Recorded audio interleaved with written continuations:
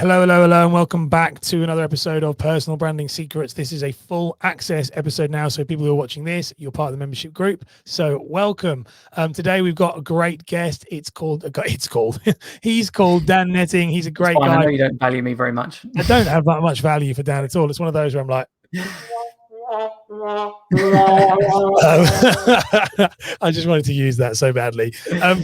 Dan is a course creation guru, really. This guy knows all about course creation, everything when it comes to that. I've literally been helping me, and we've been talking about it off air about mine. So he's going to come on here and share his value. First of all, before we dive into anything, Dan, best thing for you to do is just introduce yourself. What do you do? Why do you do it? How did you get into it?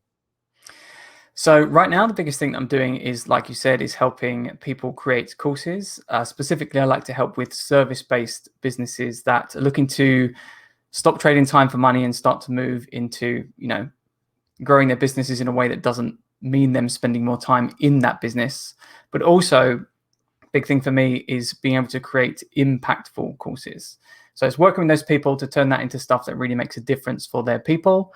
As to why I'm doing it, honestly, the biggest reason is just because I want to help other people create the same freedoms that I've been able to get through online business.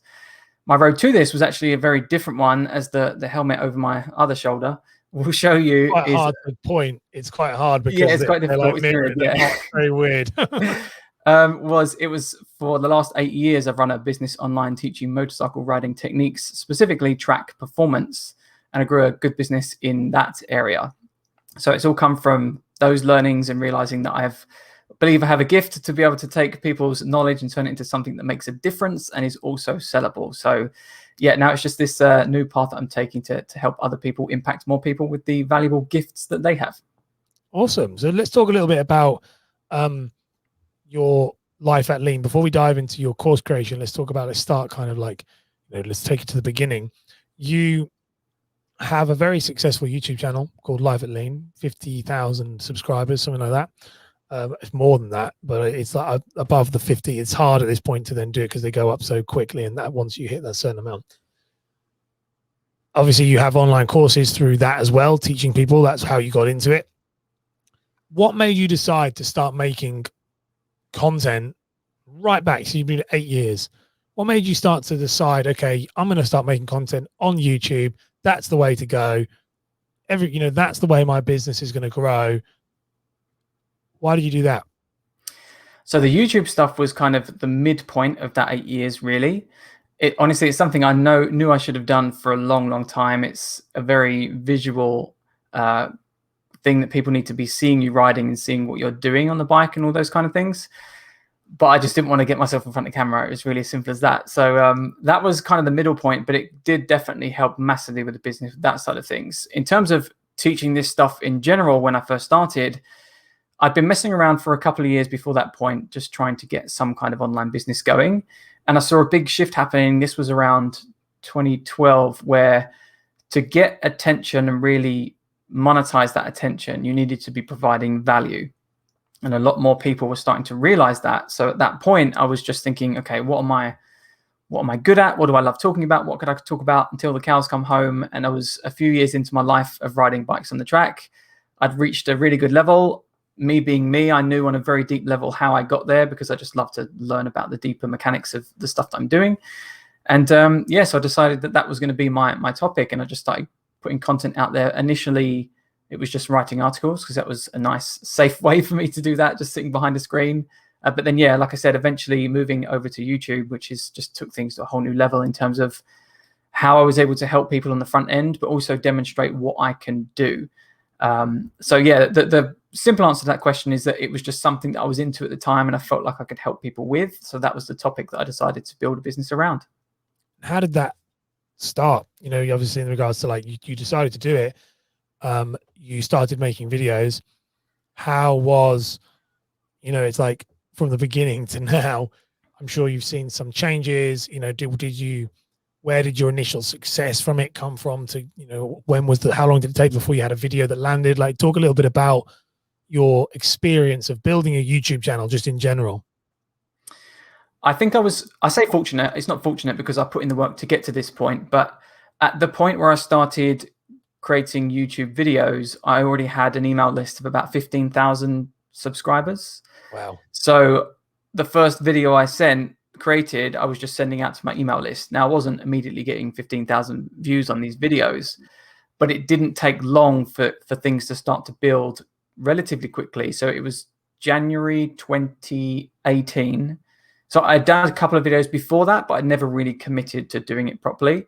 And it was in January that I was like, right, we're going all in now. We're going to do one high quality video every single week and just stick with it for a whole year and see where we are at the end of the year. So in January, I started that 2018. And by, I think it was March time, things were really starting to get that hockey stick effect in terms of how much attention my videos were getting early on. And it was in March where I did, we discussed this before, it was talking about comparison videos and how well they do.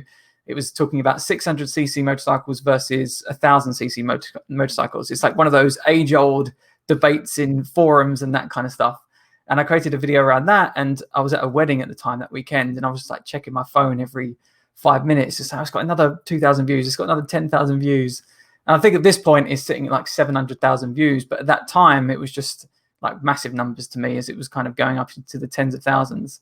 And from that point, it just kind of consistently in a fairly linear fashion just grew and grew for the next 2 years, really, where I was just releasing videos every single week. So one thing you said there to point out and actually to maybe dive a little bit deeper, I'm setting this up to where you're going to go with the courses, you'll make sense, is that you said your success on YouTube was built on an email list. I connect the dots when I start to have people on here. Like I've had lots of guests on the show and I start to notice that people who have success usually build their house through an email list or through SEO based services. So YouTube, website, blogs, things like that, and podcasts. So you had an email list. How important do you believe it is to have an email list as a business? If you are trying to build an online business or any business right now, in 2021, in this like era, how important is email? Very important, still very important, I believe. Not as important as it was, because when it comes to selling to people and communicating with them, that was by far the best way you had to do that before social media really took off and all those things. So I don't think it's as important as it was, but in terms of long-term success, being able to consistently keep a relationship with the same people, I think is very important. An email, it's interesting because I find that email is one that people shy away from because building an email list can feel daunting. It can feel quite intimidating. It's not as difficult as people think at all. Like it's very easy to do, but people think it's a lot harder than it is. I know I did. I put it off for ages. I put it off for ages and ages. And my biggest regret is that one of my biggest regrets of the business. So that's really interesting to know. So what made you decide to make the shift then from doing what you were doing at Life at Lean, which obviously is successful, you're building a channel, it's doing very well. I've got a lot of listeners here who and people who watch who would go like, that's what I want. I want 50,000 subscribers. I want to have a business that's coming in and doing that. So what made you go, do you know what? I'm going to pivot and I'm going to go and teach people how to make courses and build their online offers. Yeah, so I think quite relatively early on, I was saying to myself that the Life at Lean was an apprenticeship to something bigger. And I knew that I wanted to help people solve bigger problems. I didn't know exactly what that was at that time, but I just knew that I was going to be taking what I'm learning growing this business and helping other people do the same in some area of online business. So that was quite early on that I decided that's what I was going to do. The course creation stuff in particular, it's just me sitting down and thinking, what do I think I'm good at? And I really looked at my business and thought, where am I getting results that are better than most people out there already? And that was being able to deliver information in a way that allowed people to get results, even in, areas where you just wouldn't expect it. Like riding, before I came along, riding still is really a traditionally offline industry where if anyone says that you want to go learn how to ride, they say go to a riding school or go and get a coach to work with you for a day. So I looked at the business and realized I'm very, very good at creating online learning experiences that deliver results. And I also realized later on that a lot of people are like me and they care about the results of their people, not like some of these charlatans or whatever that sell in they're not the best ways sometimes, and they're not really concerned about the product itself. They're concerned about selling the product. so for me, it was about kicking off with that side of things and using that as the avenue to go and take things to the next level. And also, I think, just from a challenge point of view, from the end of 2019, I didn't really want to do any more in that business in terms of trying to grow it, and it was very easy to keep growing in that sense. It wasn't really, I was just kind of showing up consistently and providing value with content and that side of things, and that was it. And I'm always looking for new challenges. So to start something completely fresh was very, very exciting. And knowing that I'd always had this desire to help people in bigger ways, it just made sense to make that pivot at the time that I did. That's really cool. Like, it's one of those things with what you did with Life at Lean. It's like a flywheel effect. The more that you're doing it, the easier it gets, the more momentum it gets. And I mean, you've spoken off air before a few times where you've said, you know, you haven't uploaded for a while, and yet you still generate all these videos and these views on your videos. I think that's what people don't understand. That's the power of building a brand on an SEO based platform, is that if once you've built that momentum, it'll kind of look after itself with minimal amount of effort, but a hell of a lot of effort at the upfront. Absolutely. So you've moved into this online course creation. You're obviously very good at it. I know you're very good at it because of what you do, and obviously you've built it before. Me and you actually started talking initially because I did a video about, and you might not even remember this, but I did a video about how people need to fit, like, one of the biggest things about lockdown, the frustrations I've had about lockdown, was that by the time we reached third lockdown, people were still moaning about the fact that their business was being impacted. And I did a video, I actually did a live stream saying, if, you know, it's that fool me once, shame on you, fool me twice, whatever it is, shame on whoever, but it's like fool me 3 times and it's your own bloody fault, realistically. That's the thing. And I moaned about how people do not have, by this point in lockdown and this point in the understanding that your business, if it doesn't have an online element to it, you are really, you're just stuck. Like, you're really, really shooting yourself in the foot. How important do you feel online learning, online courses, online resources, how important are they in kind of the ecosystem we live in now, post-COVID, and where businesses should be considering them? How important are they, and why are they so important? To be online in general, massively important, because there's no restrictions in terms of being able to meet people. In terms of how important a course is, full stop, then it depends on the person. Like, some people are just happy doing one-to-one, which is absolutely fine. But if you're looking to serve more people and leverage your expertise, and, like I say, reaching more people and being able to scale, or even just like you're happy with where the money side of things is, but you just want to work less, stuff like that, I can't see a better way than actually creating an online course specifically. But in general, yeah, online is hugely important, just to create the security that you need. It's not even just about making money. It's about, you know, making life easier for yourself and being able to impact the people you want to impact and all those kind of things. And then, yeah, the courses, when it comes to serving more people, scaling without your time, I can't see anything better out at the moment. So why is, you said that, you know, the courses are quite important in regards to, like, you know, they're a good way. Why would they be? Okay, actually, maybe reframe that question for you. So what benefits would people get from doing online learning? That's something I'm really interested in knowing. You mean more about. The users themselves? The users themselves, because I find there's a lot of skepticism, not always, but I think a lot of the people who are going to create the course, not the actual users, but people who are going to create the courses, can normally, whenever I spoke to them, they're like, well, why would anyone do that?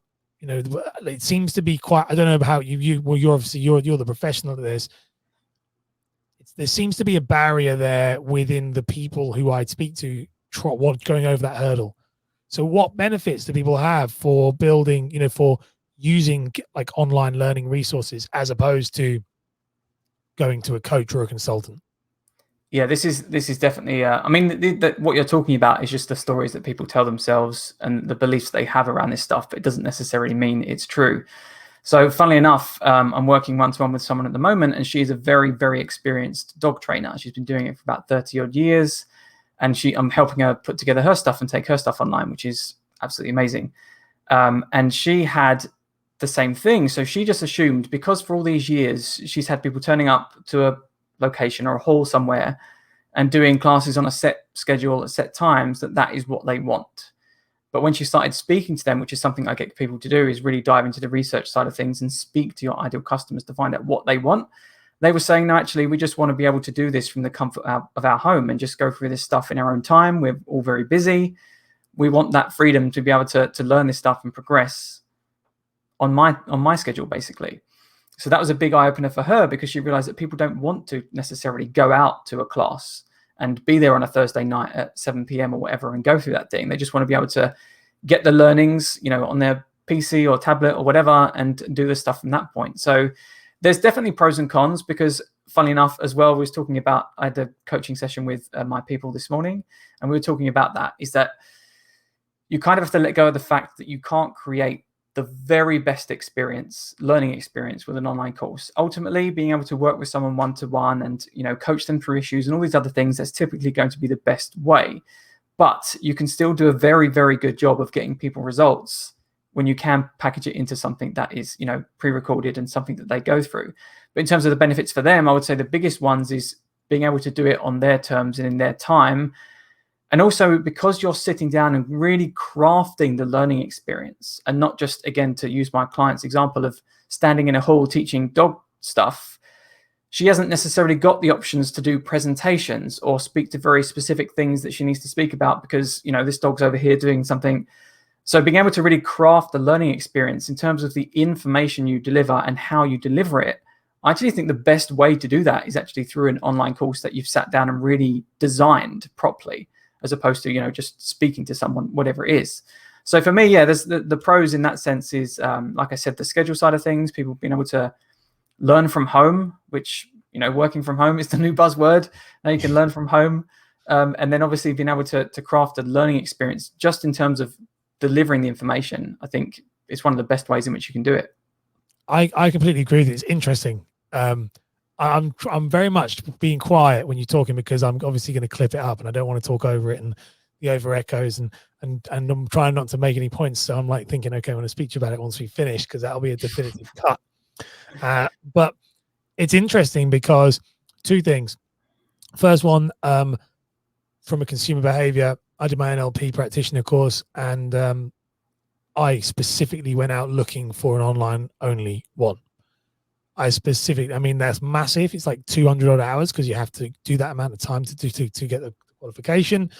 But I very much didn't have the time. I don't have the time to commit to going to somebody. I'm too busy, newborn baby, very hard. And I actually I never thought myself, if someone had come to me a year ago and said, would you like an online course? I'd be like, no. But actually, the more I start to realize the way I learn, I like to learn in my own place. So it's quite interesting. The other thing I'd say about it as well, and you're being this, as me and you had been working together on a one-to-one basis like that. The reason why I really struggle, I love coaching one-to-one. The problem with coaching one-to-one is I think I would say, compared to a course, is I will teach people my one-to-one in one-to-ones, but you go more in depth in a one-to-one than you would go in depth on the course, which means that you never fully stick to the course, because you start to go off into the kind of weeds of what that person is doing. And I remember with my own program that I'm about to release, which will be released by the time this is actually aired, is that learning experience is designed, as you probably find, which was like, if you followed from A all the way to the end and did every single bit, you would build a brand you wanted.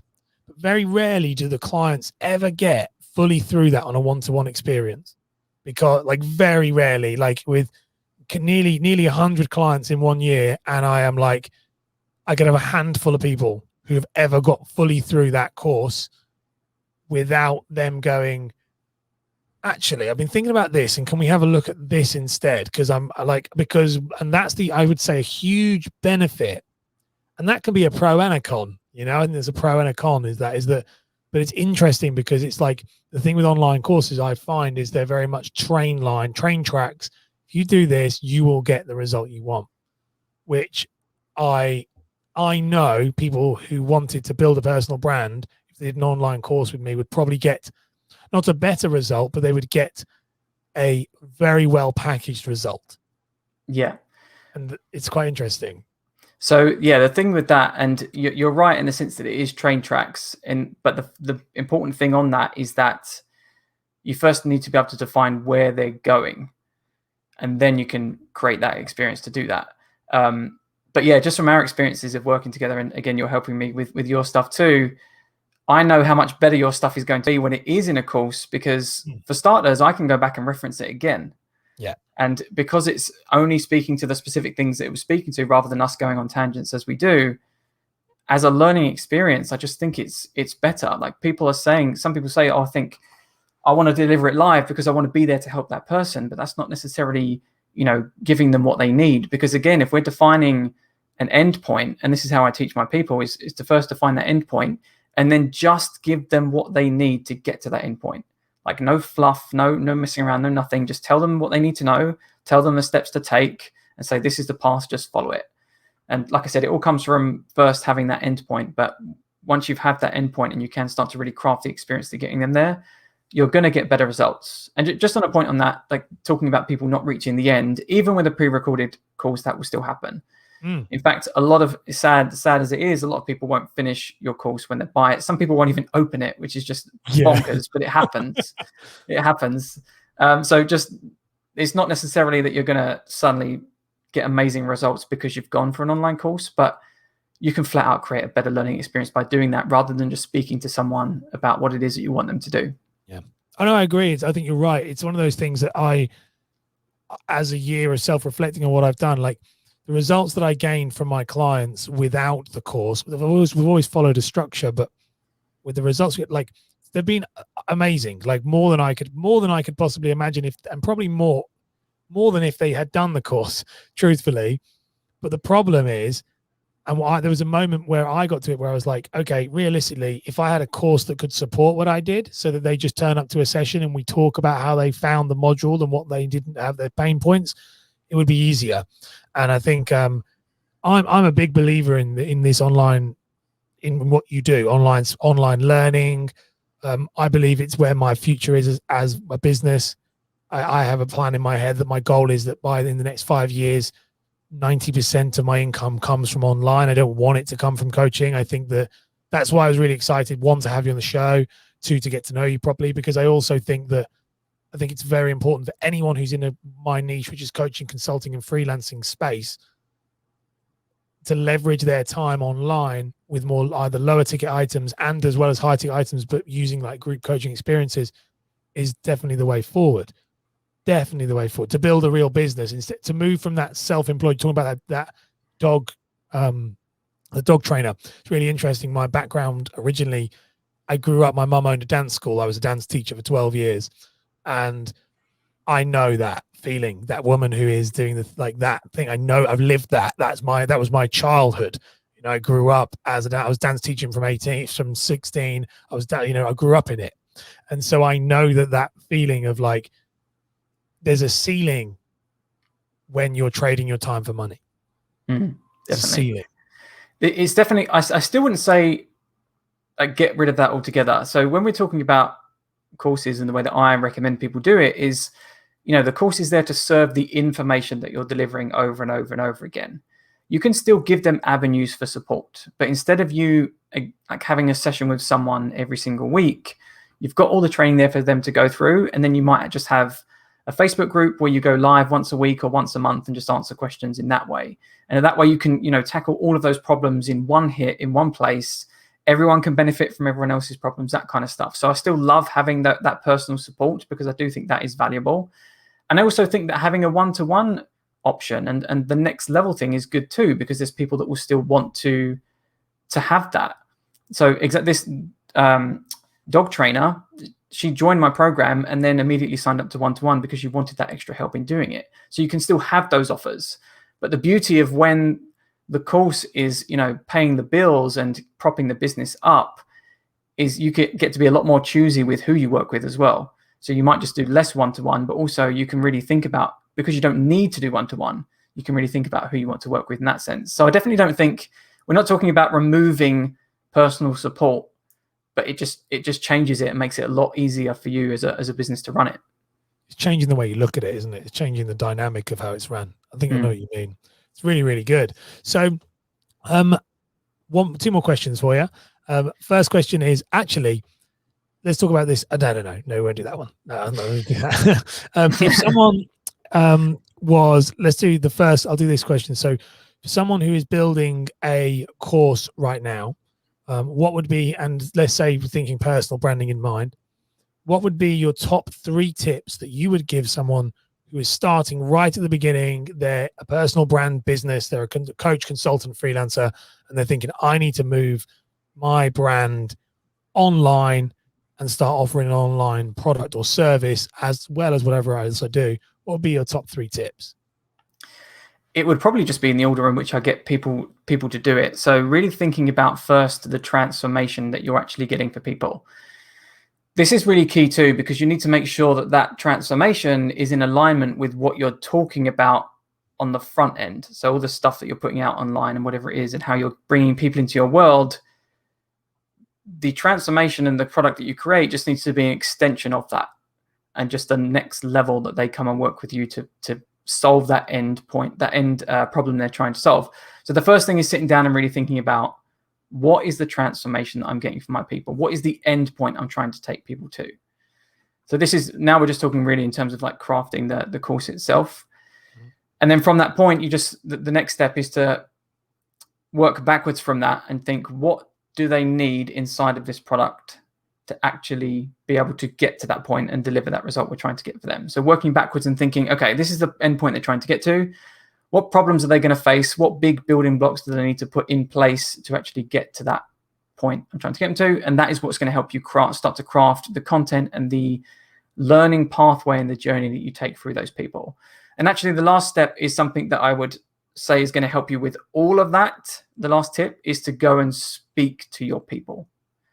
Like I've had a recent cohort come into my program, and they're all getting to that research phase now, and they're all blown away at like the clarity they're getting and the things that they're realizing, how things are starting to fall into place just because they've gone and spoke to the people that they think might be interested in what they're going to put together. So not making assumptions essentially, and going to actually, if you can, go and speak to people face to face or one-to-one, whatever, and just find out what they want to do. But yeah, that's more from a design point of view. But I didn't know if you was asking more. No, that's perfect. Bigger picture than that. No, there's no right or wrongs, Dan. No right or wrongs. It's your podcast. You can say what you want. No, it's brilliant, because that's 100% a guaranteed clip, goes out every Friday. So it's one of those where it's like, boom. And then my final question I want to ask you in the show is that this is just a random question, but like something I want to try and do a bit more in when I'm interviewing guests. What is your pet hate when it comes to social media? What is the one thing when it comes to social media, content marketing, whatever it may be, but let's say social media, that you just like, just grinds your gears? Whenever you see it, you think, oh, shut up, or go away. What's that one thing? So yeah, there's definitely sort of like one thing that came to mind, and it's kind of a bigger picture thing. But I will also say on the front of this that this is also probably a failing in myself, is that I hate fakeness. Okay. So I see a lot of people painting pictures that sometimes I know isn't true, because I know the person. And I hate that there's so much people trying to, this is funny, I was just about to say it, but this is literally what you do, is like changing the narrative that people have around you. But you do it in the right way, let me say this. But yeah, just thinking of the smaller things in terms of like the posts they're putting up and the things they're saying that I know aren't true, because they're trying to change what people think about them. But yeah, it's just a general fakeness that I see. There's not, I don't see a ton of what's the word, like genuine stuff, if that makes sense. Yeah. No, but I also know that is a failing on me, and I think there is a line there that I need to move in myself a little bit, because it also stops me from putting stuff out there, because I don't want to be seen to be like them, if that makes sense. Yeah, I think there's no right or wrong. It's interesting. It's funny you say it is about that. Obviously, I agree with you on that. What I do, and you know, obviously, but it's controlling the narrative so that I always say to people, it's controlling the narrative from I hate the word authentic. I hate the word authentic. So I just hate it. I say it sometimes because people want me to do it. Obviously, it kind of has to come into certain conversations, but like, I just think it's a really annoying word. And what I always say to people is your experiences are like tools in a toolbox, and your life is a tool in a toolbox. But you got to decide two things. First thing, you got to decide what tool was, you're not going to hammer a nail in with a spanner. And so if you need a hammer, then you've got to get out the hammer from your toolbox, and that's your experiences. The fakeness I'm not a fan of. So don't pretend like you've got a hammer and you don't have a hammer. Don't pick up the spanner and pretend it's a hammer. That's very different.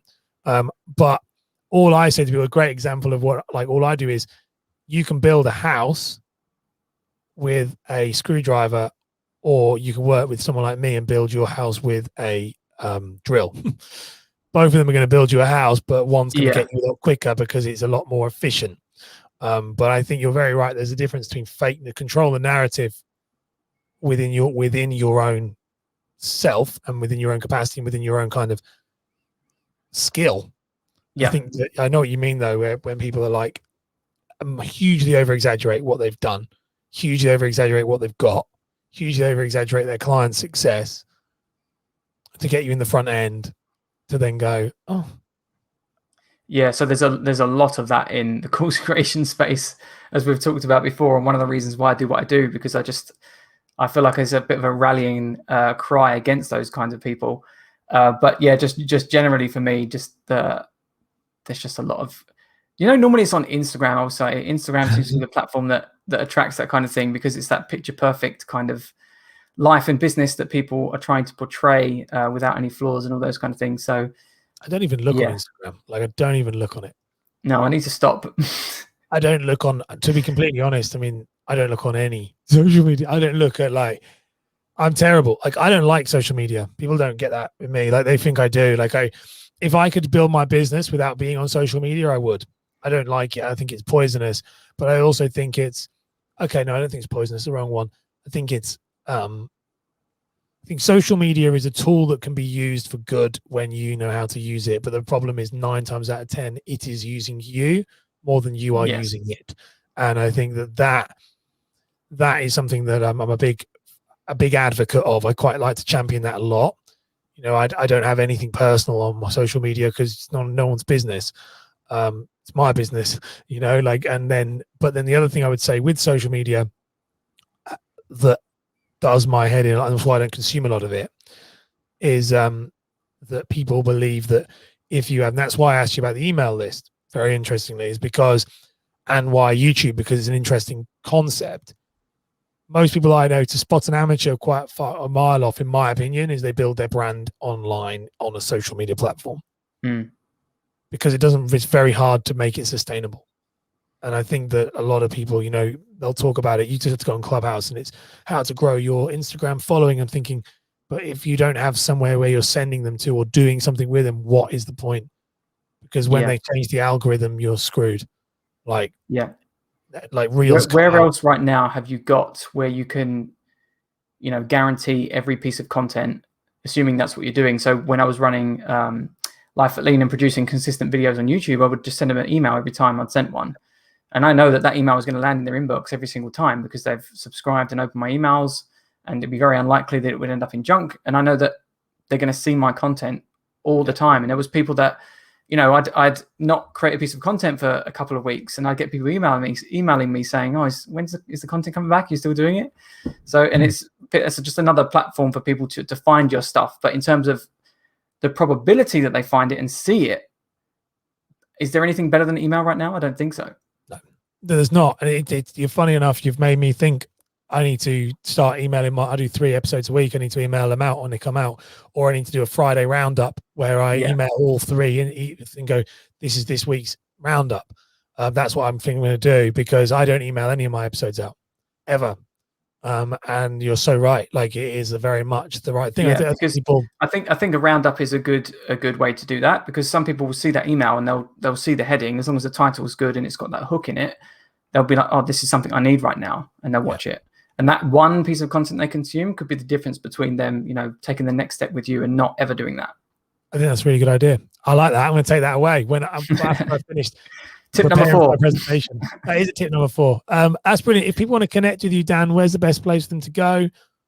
Where is it? Best place for me is probably LinkedIn, which is just Dan Netting on LinkedIn. I'm also on Facebook, just Dan Netting is the page, and I am on Instagram, but not a ton. And it's Dan Netting. Perfect. If you're on Instagram, you should be using Reels. That's the one that's blowing up right now. Okay, so I don't want to go too off topic here, but I can't access Reels on that account for some reason. Oh. But we'll talk about that afterwards. We'll talk about that off air because it might be something wrong. Yeah. Amazing. I want to run the outro out now. Cheers, Dan, for coming on. No worries. Thanks very much.